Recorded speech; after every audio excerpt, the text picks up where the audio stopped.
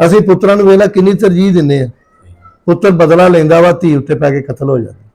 ਤੇ ਮੀਆਂ ਮਦਦ ਸਰਕਾਰ ਫਰਮਾਉਂਦੇ ਨੇ ਪੁੱਤਰਾਂ ਲਈ ਜਗੀਰ ਵੇ ਬਾਬਲ, ਧੀਆਂ ਲਈ ਪਰਦੇਸ ਦੇ ਵਾਸਤੇ ਪੁੱਤਰਾਂ ਲਈ ਜਗੀਰਾ, ਦੁੱਖ ਸੁੱਖ ਸਹਿਣਾ ਤੇ ਕੁਝ ਨਾ ਕਹਿਣਾ, ਵੇਖ ਧੀਆਂ ਦੀਆਂ ਤਕਦੀਰਾਂ। ਇਹਨਾਂ ਨਾਲ ਪਿਆਰ ਕਰਿਆ ਕਰੋ, ਇਹਨੂੰ ਖੇਡਣ ਦਿਆ ਕਰੋ ਯਾਰ, ਅੱਗੋਂ ਪਤਾ ਨਹੀਂ ਕਿਸ ਕੁੱਤੇ ਬਿੱਲੇ ਦੇ ਵੱਸ ਪੈ ਜਾਣਾ। ਇਹਨਾਂ ਪਤਾ ਨਹੀਂ ਮੁੜ ਕੇ ਇਹਨਾਂ ਦੇ ਚਿਹਰੇ ਤੇ ਮੁਸਕਰਾਹਟ ਆਉਣੀ ਕਿ ਨਹੀਂ ਆਉਣੀ। ਇਹ ਤੇ ਅੱਗੇ ਬੜੀਆਂ ਸਤਾਈਆਂ ਹੁੰਦੀਆਂ ਨੇ। ਅੱਗੋਂ ਕੁੜੀ ਹੋਵੇ ਜ਼ਾਲਮ ਲੋਕਾਂ ਦਾ ਵਾਹ ਪੈ ਗਿਆ, ਜਿਹੜੇ ਕੁੜੀ ਹੋਵੇ ਬਗੈਰਤ ਨੇ, ਦਰਿੰਦੇ ਨੇ, ਇਨਸਾਨ ਦੇ ਪੁੱਤਰਾਂ ਵਾਲੀ ਗੱਲ ਹੀ ਕੋਈ ਨਹੀਂ।